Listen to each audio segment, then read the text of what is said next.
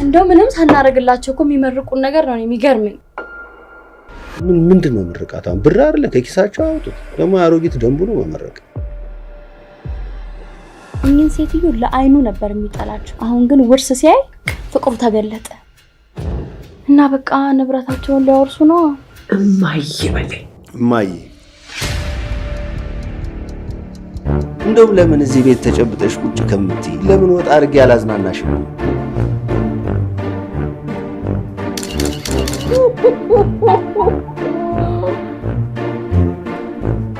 ንብረቴን በሙሉ ለልጄ ለመስፍን ያውርሽዋለሁ። ይሄን ያህል ይገባኛል? እንደረዳ አይገባኝ። ደግነቱ አንተ ቤቷን ታውቃለህ። አግተንም ቢሆን አስፈራርተን ብራችንን መቀ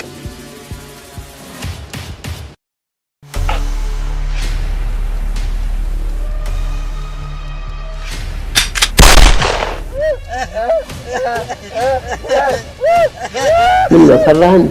ኧረ ታባቱ የባለጌ አፈር ድሜ ነው አስግጠው